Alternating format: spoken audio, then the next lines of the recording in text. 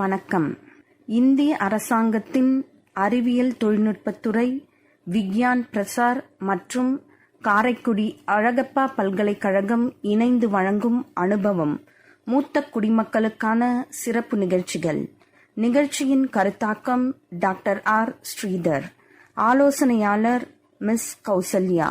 நிகழ்ச்சி ஒருங்கிணைப்பாளர் டாக்டர் பாரதி. அந்த மாதிரி நீங்க ஏற்கனவே ஆரம்பிக்கும் போதே சொன்னீங்க, நம்ம வந்து ஒரு 7% தான் இதை பத்தி ஆராய்ச்சி பண்ணிருக்கோம், இன்னும் நிறைய ஆராய்ச்சி பண்றதுக்கு இருக்கு அப்படின்னு சொல்லிட்டு. அப்படி ஆராய்ச்சி பண்ணணும் அப்படின்னா குறிப்பா பூஞ்சைகளை பத்தி நம்ம இன்னும் எந்தெந்த ஆராய்ச்சிகள்லாம் முக்கியமா பண்ண வேண்டி இருக்கு சார்? சொல்றேன். அதுக்கு முன்னாடி நாங்கள் இந்த ஆராய்ச்சி பண்ண ஆரம்பிச்ச உடனே, அதாவது இன்னொரு ரொம்ப முக்கியமான விஷயம் என்னன்னா, நம்ம இப்போ ஆராய்ச்சி பண்ணணும் அப்படின்னு யார் எடுத்தாலும் நம்ம என்ன செய்யணும்,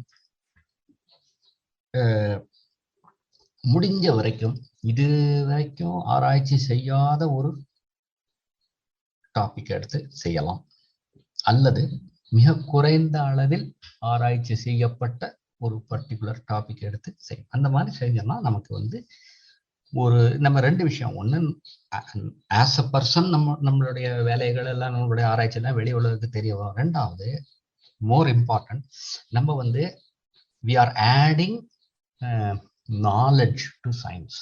ஒருத்தர் பண்ணதையே நான் திருப்பி பண்ணி அது பிரயோஜனம் அவ்வளவா இல்லை. பட் புதுசான விஷயங்கள் பண்ணினோம்னா நம்ம வந்து வி ஆர் ஆடிங், அதுதான் இம்பார்ட்டன்ட். ஸோ நாங்கள் இதை ஆரம்பிச்ச உடனே இப்போ எங்களுக்கு இதில் என்ன, இந்த வேலைகளில் பார்த்தீங்கன்னா, இந்த கடந்த ஒரு 40 வருஷங்களா இந்த வேலையில நாங்க என்னெல்லாம் ரொம்ப பிரீஃபா சொல்லிடுறேன். இந்த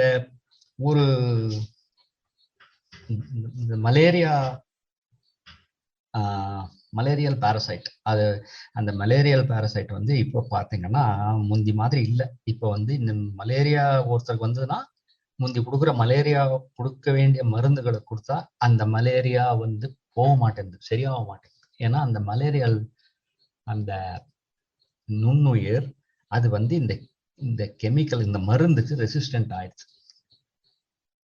அதே மாதிரி நாங்க என்ன, எங்களுடைய ஒரு ஆராய்ச்சியில நாங்க என்ன பார்த்தோம்னா, இந்த ஒரு எண்டோஃபைட், ஒரு பூஞ்சை, ஒரு செடியிலிருந்து எடுத்த பூஞ்சை, அது வந்து ஒரு கெமிக்கல் ப்ரொடியூஸ் பண்ணுது. அந்த கெமிக்கல் வந்து இந்த மலேரியாவை வந்து கட்டுப்படுத்த முடியும். அதே மாதிரி நொதிகள், என்சைம்ஸ் சொல்றோம் இல்லையா, அந்த என்சைம்ஸ் பார்த்தீங்கன்னா இப்போ வந்து நாங்கள் இதுல இருந்து இப்போ நான் ஏற்கனவே சொன்ன மாதிரி ஒரு உப்பளங்கள்ல வளர ஒரு பிளான்ட், ஒரு செடி எடுத்து அதனுடைய எண்டோஃபைட் எடுத்து பார்த்தா அது வந்து அது ப்ரொடியூஸ் பண்ணக்கூடிய நொதிகள் வந்து சால்ட் டாலரண்ட், உப்பு இருந்தாலும் வேலை செய்யக்கூடிய நொதிகளா இருக்கு. இது ரொம்ப இண்டஸ்ட்ரிக்கு ரொம்ப இம்பார்ட்டன்ட். இந்த மாதிரி இப்போ இதெல்லாம் அதே மாதிரி நாங்க வந்து இந்த முதுமலையில வந்து காடுகள்ல காட்டு தீ வரும் அடிக்கடி. சில காடுகள், இந்த ட்ரை ஃபாரஸ்ட், இந்த காட்டு தீல வந்து எல்லாம் காட்டு தீயில இருக்கிற கண்டிஷன்ல வந்து கொஞ்ச நாள் கழிச்சு திரும்ப இந்த மரங்கள் வந்து காட்டு தீல தப்பிச்சுக்கும். ஏன்னா அந்த அதுகளுக்கு அந்த திக் பார்க் இருக்கிறதுனால அது வந்து இந்த மரங்களை அந்த தீ வந்து கொல்லாது, சாவடிக்காது. ஆனா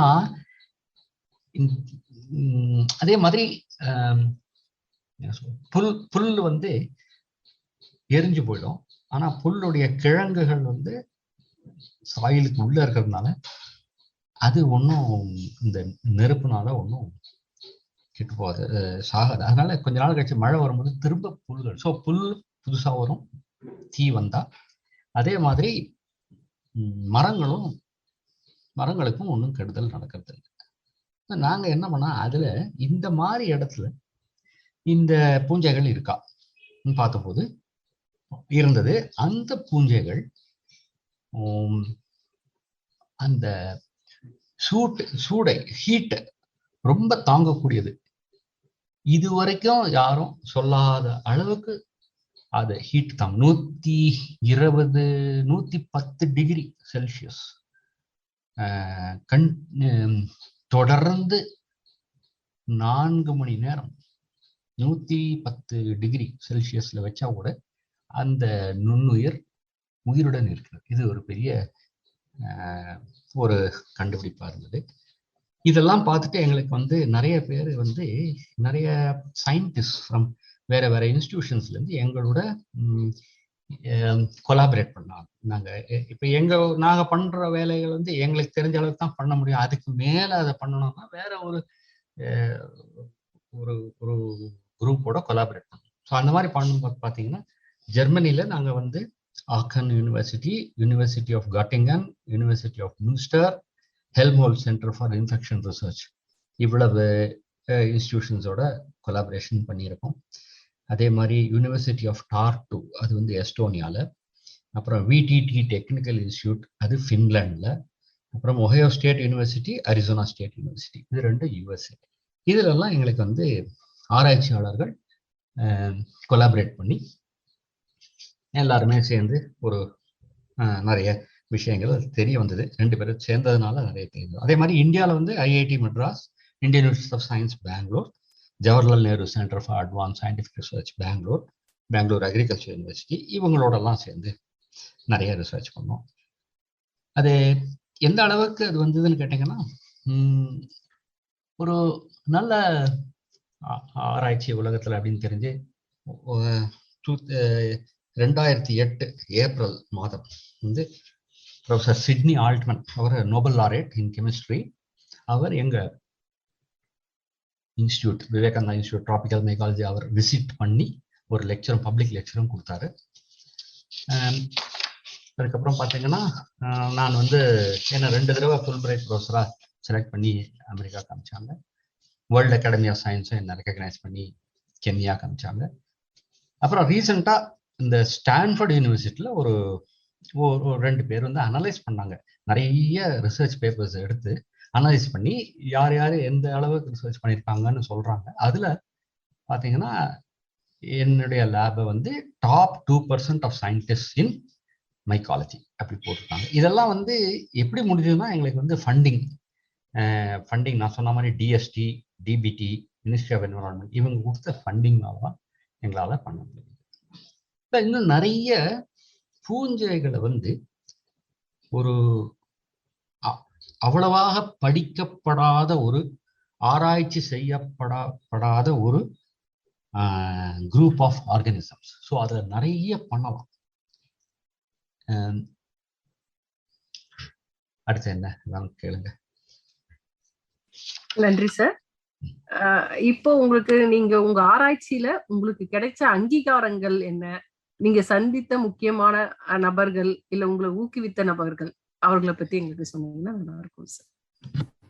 இதான் இப்போ நான் சொன்னேன் இல்லையா, அதாவது இப்போ இதுல நான் ஒரு பேசிக் கொஸ்டின் நானே இதை யோசிக்கிறது அதனால தான் என்னுடைய ஆராய்ச்சியாளர் நண்பர்கள், என்னுடைய மாணவர்கள் எல்லாருக்கும் சொல்வது என்னன்னா, ஒரு கல்லூரியில வேலை செய்கின்ற ஒரு ப்ரொஃபஸர் கொஞ்சம்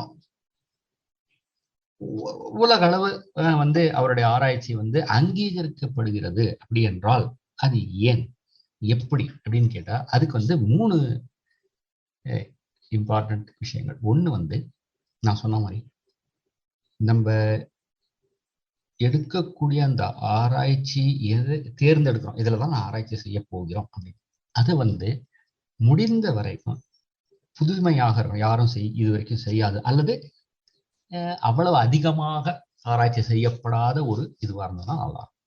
2வது, இதை வச்சு நம்ம ஆரம்பிச்சு கொஞ்சம் செஞ்சு ஒரு நல்ல ஒருத்தருடைய ஒரு விஞ்ஞானியோடைய கடமை தான் உணர்ந்த கண்டுபிடித்த சில இந்த உண்மைகளை மக்களுக்கு சொல்லணும். இது அவர் கடமை. ஏன்னா நம்ம யூஸ் பண்றது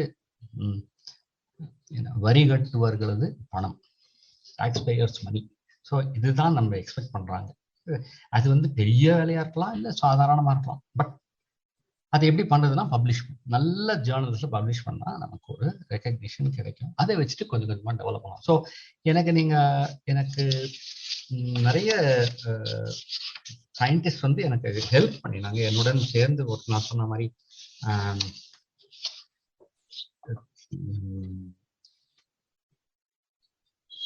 ஒரு இன்டர்நேஷனல் ப்ராஜெக்ட் வந்து இந்த பூஞ்சைகளை வைத்து, ஏன்னா அதுகள் நொதிகள் நிறைய என்சைம் ப்ரொடியூஸ் பண்றதுனால அவைகளை வைத்து நம்ம வந்து பயோமாஸ் டு பயோஃபியூவல், இந்த பெட்ரோல் ஃப்ரம் பிளான்ட்ஸ் பண்ண முடியுமா அப்படின்றதுல ஒரு கொலாபரேஷன் இந்தியன் கவர்மெண்ட் டிபிடி, அது எங்கள் லேபு டிபிடிக்கு அது எங்களுக்கு உதவி செஞ்சாங்க. ஸோ அது கூட வந்து நான் சொன்ன மாதிரி university எஸ்டோனியாலேருந்து university, விடிடி technical institute Finland, அப்புறம் ஜெர்மனிலேருந்து ஆக்கன் யூனிவர்சிட்டி, எல்லாரும் சேர்ந்து ஒரு இன்டர்நேஷ்னல் கொலாபரேஷன். இந்த மாதிரி எங்களுக்கு நிறைய இன்டர்நேஷ்னல் கொலாபரேஷன் வந்தது. இன்னொன்றுல வந்து இந்த புது ஆன்டிபயோட்டிக் கண்டுபிடிக்கிறதுக்கு ஹெல்மோல் சென்டர், அதில் ரிசர்ச். ஸோ எல்லாமே வந்து ஒரு கொலாபரேட்டிவ் எஃபர்ட் இருந்ததுன்னா நம்ம கொஞ்சம் அதிகமாக மேலே போகலாம், நல்லாவே ஒர்க் பண்ணுவோம். Thank you sir. உங்களுக்கு அறிவியல் ஆராய்ச்சியாளர்கள் இவ்வளவு சப்போர்ட் பண்ணாங்க, உங்க சக நண்பர்களா அப்படின்றத பத்தி எங்களுக்கு சொன்னீங்க. இப்போ ஆன்டிபயோட்டிக் பத்தி மெடிசன் ஃபீல்டுல நிறைய டிஃப்ரெண்ட் ஆஃப் ஒப்பீனியன் இருக்குல்ல சார், நிறைய சர்ச்சைக்குரிய விஷயங்களும் இருக்கு. அத பத்தி எங்களுக்கு கொஞ்சம் சொல்றீங்களா சார்? நன்றி, நீங்க அதை ஞாபகப்படுத்தினது. இது வந்து ஒரு மிக முக்கியமான ஒரு விஷயம். அதாவது இப்போ இந்த ஆன்டிபயோட்டிக்ஸ்ன்றது உங்களுக்கு தெரியும், அது வந்து ஒரு கெமிக்கல். சில பாக்டீரியாக்கள் அதை ப்ரொடியூஸ் பண்ணும், சில ஃபஞ்சைகள் லைக் இது பெனிசிலியம் மாதிரி அதை வந்து எடுத்து நல்லா பியூரிஃபை பண்ணி அதை வந்து நமக்கு இன்ஃபெக்ஷன், பாக்டீரியா இன்ஃபெக்ஷனோ ஃபங்கல் இன்ஃபெக்ஷனோ வரும்போது அதை அந்த ஆன்டிபயோட்டிக் கொடுத்து நமக்கு அந்த ஆன்டிபயோட்டிக் போய் இந்த வியாதி உண்டாக்கக்கூடிய நுண்ணுயிர்கள், நம்ம உடம்புல இருக்கிற நுண்ணுயிர்களை அது இந்த ஆன்டிபயோட்டிக் போய் கொன்னுடும். ஸோ அப்போ நமக்கு வந்து இந்த இதுல இருந்து வியாதியிலிருந்து நிவாரணம் கிடைக்கும். இது என்ன ரொம்ப இப்போ நீங்க பாத்தீங்கன்னா இந்த first antibiotic second world war போர், அந்த 2ஆம் உலக போர் அந்த சமயத்துல அது இந்த பெனிசிலின் வந்து அதுதான் ஃபர்ஸ்ட் ஆன்டிபயோட்டிக். அதை உபயோகப்படுத்த ஆரம்பிச்சாங்க. இவங்க கணக்கு போட்டு இப்போ சொல்றாங்க, இந்த ஆன்டிபயோட்டிக் வந்ததுனாலதான் நிறைய பேர் உயிரோட உழைச்சாங்க. அல்லது ஒரு குண்டு வந்து ஒருத்தர் வார்ல வந்து ஒரு குண்டு நேரப்பட்டு தான் சாவணுங்கிறதுல, சும்மா குண்டு வந்து லேசா தட்டிட்டு போச்சுன்னா கூட அந்த வூண்ட், அந்த புண்ணுல வந்து இன்ஃபெக்ஷன் வந்து செப்டிக் ஆகி சாவறவங்க நிறைய பேர். வெறும் ஷேவ் பண்ணும்போது ஒரு கட் வந்தோ, அல்ல ஆணி அடிக்கும் போது தெரியாத கையில அடிபட்டதோ, காய்கறி வெட்டும் போது கத்தி லேசாக கட் பண்ணாலோ அந்த காலத்துல, அல்லது முகத்துல ஒரு பரு வந்து அதை கிள்ளினாலோ அது வழியா இன்ஃபெக்ஷன் ஆகி அப்போ வந்து ஏன்னா ஆன்டிபயோட்டிக் இல்லை 1930s முன்னாடி, இதனாலேயே நிறைய பேர் போயிருக்காங்க, இறந்து போயிருக்காங்க. அப்பெல்லாம் வந்து 50 வயசு 60 வயசு வாழறது பெரிய விஷயம். ஆன்டிபயோட்டிக் வந்த உடனே 80 வயசு வாழறது சாதாரணமா போச்சு. எல்லாத்துக்கும் ஆன்டிபயோட்டிக் இருக்கு. ஆனால் இப்ப என்ன பிரச்சனைனா, ரீசெண்டா இந்த ஆன்டிபயோட்டிக்ஸ் எல்லாம், இந்த ஆன்டிபயோட்டிக் கெமிக்கல்ஸை திரும்ப திரும்ப திரும்ப உபயோகப்படுத்தினால இந்த வியாதிகள் உண்டாக்கக்கூடிய நுண்ணுயிர்கள் இந்த கெமிக்கல், இந்த ஆன்டிபயோட்டிக் அதை அதுகளுக்கு அது என்ன ஆச்சுன்னா ரெசிஸ்டன்ஸ் டெவலப் ஆயிடும். ஸோ அந்த இப்போ பெனிசிலின் வந்து முந்தி ஒரு நமக்கு செப்டிக் ஆகக்கூடிய செப்டிக் நம்மளுடைய புண்ணை செப்டிக்கா மாற்றக்கூடிய நுண்ணுயிரை பெனிசிலின் கொல்லும். ஆனா இப்போ அந்த பெனிசிலினால் அதை கொல்ல முடியவில்லை. ஏன்னா அந்த நுண்ணுயிர் வந்து ஆன்டிபயோட்டிக் இந்த பெனிசிலினுக்கு ரெசிஸ்டன்ஸ் வந்துடுது. இது மாதிரி எல்லா ஆன்டிபயோட்டிக்கும் ரெசிஸ்டன்ஸ் வந்தாச்சு. ஸோ முந்தி ஒரு 40 வருஷம் 30 வருஷம் முன்னாடி ஒருத்தருக்கு ஏதோ ஒரு இன்ஃபெக்ஷன் வந்தால் ஒரு ஆன்டிபயோட்டிக் கொடுத்தா சரியாகக்கூடியது இப்போ ஆன்டிபயோட்டிக் கொடுத்தால் சரியாகவில்லை. இதுதான் ஆன்டிபயோட்டிக் கிரைசிஸ் அப்படின்னு சொல்றாங்க. வேர்ல்டு ஹெல்த் ஆர்கனைசேஷன் இதை ஐடென்டிஃபை பண்ணி சொல்றாங்க. இதுல ஏன் இப்படி வந்தது அப்படின்னு கேட்டா, நம்ம எப்படியா இருந்தாலும் இந்த அதாவது நுண்ணுயிர்கள் ஆன்டிபயோட்டிக்கு வேலை செய்யாமல் இருக்கக்கூடியதாக அந்த நுண்ணுயிர்கள் எப்படியும் இவால்வ் ஆகும், இன்னைக்கு இல்லைன்னா நாளைக்கு. ஆனால் கொஞ்சம் மெதுவாக ஆயிருக்க வேண்டியது இவ்வளவு சீக்கிரத்துல ஏன் இப்படி ஆச்சுன்னா நிறைய அதுக்கு காரணங்கள் சொல்கிறார்கள். ஒண்ணு நமக்கு ஒரு தலைவலியோ காய்ச்சலோ வந்தா டாக்டர்கிட்ட போனா உடனே ஆன்டிபயோட்டிக் சில டாக்டர்கள் கொடுத்து விடுறாரு முதல் நாளே. ஏன்னா நோயாலே சொல்வார் சீக்கிரம் குணப்படுத்துங்க, சரி ஆன்டிபயோட்டிக். அது அந்த ஆன்டிபயோட்டிக் தேவையா இல்லையா தெரியாது. இது அதே மாதிரி நம் நேர சில கண்ட்ரில நம்மளுக்கெல்லாம் கூட நேர போய் ஒரு கடையில போய் டாக்டர் பிரிஸ்கிரிப்ஷனே வேண்டாம் எனக்கு ஆன்டிபயோட்டிக் கொடுங்க கொடுத்துருவாங்க. அதே மாதிரி நிறைய ஆன்டிபயோட்டிக் நம்ம செடிகளுக்கு யூஸ் பண்றோம், நம்ம பயிர்களுக்கு. அதே மாதிரி கோழி மாடு இந்த மாதிரி அனிமல் ஹஸ்பண்ட்ரி அவைகளுக்கு வியாதி வரக்கூடாதுங்கிறதுக்காக நிறைய ஆன்டிபயோட்டிக். ஸோ இந்த ஆன்டிபயோட்டிக் யூஸ் ரொம்ப அதிகமானதுனால உலகம் ஃபுல்லா எல்லா நுண்ணுயிர்களும் என்ன சொல்றது வியாதிகள் உண்டாக்கக்கூடிய நுண்ணுயிர்கள் எல்லாமே ஆன்டிபயோட்டிக்கு ரெசிஸ்டன்ட் ஆகிவிட்டன. இது ஒரு பெரிய பிரச்சனை. இதை major problem antibiotic crisis. Okay, இப்ப இதுக்கு ஆன்சர் என்ன, எப்படி இதை நம்ம எதிர்கொள்வது? பாத்தீங்கன்னா புதுசா ஆன்டிபயோட்டிக் கொடுக்கும், புது மாதிரி ஆன்டிபயோட்டிக். இந்த புது மாதிரி ஆன்டிபயோட்டிக் அதனால இப்போ ஒரு நுண்ணுயிர் இருக்கு, அது முந்தி பெனிசிலின் அதை கொல்ல முடியும். ஆனால் இப்பொழுது பெனிசிலின் அதை கொல்ல முடியாது. ஏன்னா இந்த நுண்ணுயிர் பெனிசிலினுக்கு ரெசிஸ்டன்ஸ் ஆயிடுது. ஸோ நீங்க என்ன பண்ணணும், பெனிசிலினுக்கு பதிலா வேற ஒரு கெமிக்கலை போடணும். இந்த வேற ஒரு கெமிக்கல் போட்டா இந்த நுண்ணுயிர் இது புது கெமிக்கலா இருக்கனால அதுக்கு ரெசிஸ்டன்ஸ் இல்லாம அது இறந்து விடும். இந்த புது கெமிக்கல் எங்க இருந்து கிடைக்கும்? இந்த புது கெமிக்கல் பார்மசூட்டிக்கல் கம்பெனிஸ் இந்த புது கெமிக்கலை ஆராய்ச்சி பண்ணி அவங்க இதை ப்ரொடியூஸ் பண்ணணும். ஆனால் இன்டர்நேஷனலாக இருக்கக்கூடிய மிகப்பெரிய மருத்துவ ஆராய்ச்சி இண்டஸ்ட்ரீஸ் அவங்க இப்பொழுது ஆன்டிபயோட்டிக்ஸ் புது ஆன்டிபயோட்டிக் கண்டுபிடிப்பதில் இறங்குவதில்லை. ஏன்னா அவங்க சொல்லிட்டாங்க, ஒரு ஆன்டிபயோட்டிக் புது ஆன்டிபயோட்டிக் கண்டுபிடிக்கணும்னா அது 10-15 வருஷம் ஆகுது, எவ்வளவோ $பில்லியன் யூஸ் பண்ண வேண்டியது.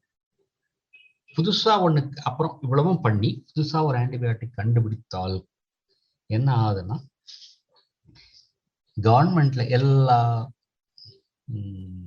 நாடுகளிலும் கவர்மெண்ட் ரூல் இப்ப என்னன்னா, புது ஆன்டிபயோட்டிக் வந்தால் அதை மருத்துவர்கள் உடனே அதை உபயோகத்துக்கு கொண்டு வரக்கூடாது. ஏன்னா இப்ப அதை கொண்டு வந்தா அதுக்கும் ரெசிஸ்டன்ஸ் வந்ததுன்னா அப்புறம் இன்னும் கஷ்டம். அதனால முடிந்த வரைக்கும் புது மருந்து இருந்தா கூட முடிந்த வரைக்கும் அதை உபயோகிக்காம இருக்கணும் அப்படிங்கிற மாதிரி ஒரு ரூல் வந்து. ஸோ இவ்வளவு பணமும் நேரத்தையும் செலவழித்து ஒரு புது ஆன்டிபயோட்டிக் கண்டுபிடித்தால் கூட அதுக்கு மார்க்கெட் இல்லை. இன்னொரு விஷயம் என்னன்னா, ஒருத்தருக்கு ஒரு உடம்பு சரியில்லை, அதுக்கு ஆன்டிபயோட்டிக் கொடுத்தா ஆன்டிபயோட்டிக் எவ்வளோ நாள் சாப்பிடுவோம்? 7 நாள் அல்லது 10 நாள், அதோட நிறுத்திடும். ஏன்? உடம்பு சரியாடும், நிறுத்திடும்.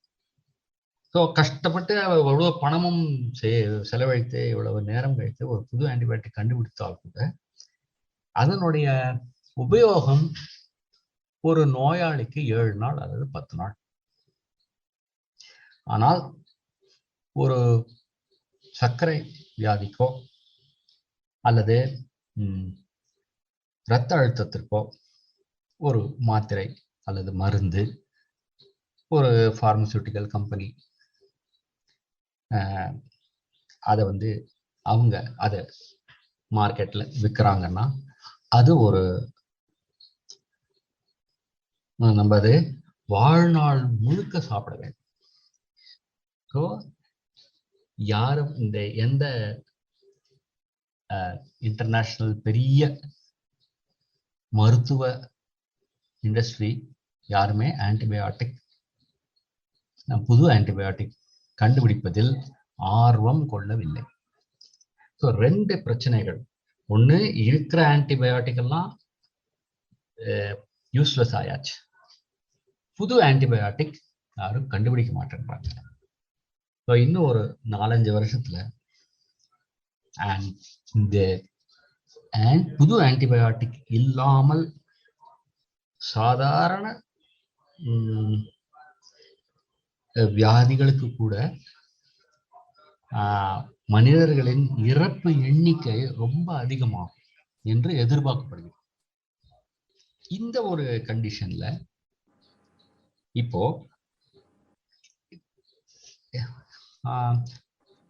என்ன சொல்றது, கவர்மெண்ட், அதாவது அரசுகள், ஒரு நாட்டில் இருக்கிற கவர்மெண்ட்,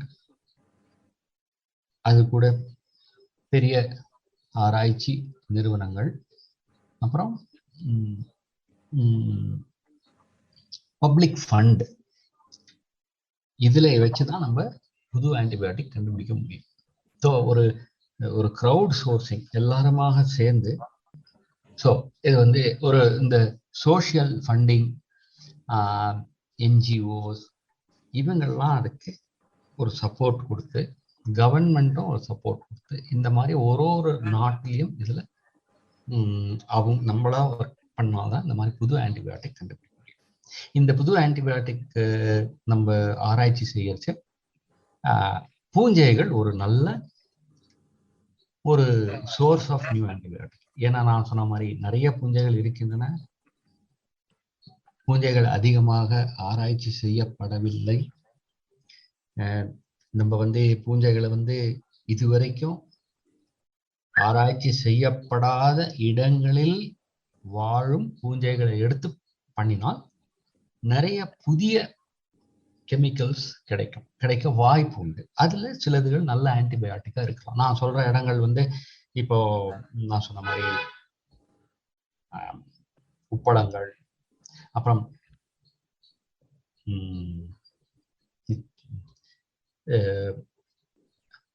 டெசர்ட், இந்த சதுப்பு நில காடுகள், அப்புறம் ஓஷன், சமுத்திரத்து அடியில டீப் சி ஃபஞ்சை, அதுல இருக்கிற பூஞ்சைகள், நிறைய பூஞ்சைகள் இந்த கடல் நீர்ல இருக்கும். கடல் நீர்ல இருக்கிற பாசி அந்த பாசிக்கு உள்ள இருக்கு. அது மாதிரி இதுவரைக்கும் யாரும் அவ்வளவாக படிக்காத இடங்களில் உள்ள பூஞ்சைகளை எடுத்து பார்த்தோமானால் நமக்கு புதிதாக ஆன்டிபயோட்டிக்ஸ் கிடைக்கிறதுக்கு சான்சஸ் அதிகம். நன்றி சார். ஆன்டிபயோட்டிக் எவ்வளவு முக்கியம், ஆனா அது எவ்வளவு அளவுக்கு இப்ப நமக்கு பயனற்றதா போயிட்டு இருக்கு, புதிய ஆன்டிபயோட்டிக் கண்டுபிடிக்க வேண்டியதற்கான காரணங்கள் எல்லாத்தையும் எங்களுக்கு ரொம்ப தெளிவா சொன்னீங்க. உண்மையிலேயே பூஞ்சைகள்ல இவ்வளவு விஷயங்கள் இருக்கா அப்படின்ற மாதிரி இருந்தது. நீங்க உங்களோட அனுபவங்களை எங்க கிட்ட பகிர்ந்துட்ட போது இதுல இவ்வளவு சமுதாயத்துக்கான நலன்கள் இருக்கா அப்படின்றதும் தெரிஞ்சது சார். நன்றி சார். நேயர்களே, இந்நிகழ்ச்சியின் தொடர்ச்சியை அடுத்த பகுதியில் கேட்கலாம். நன்றி.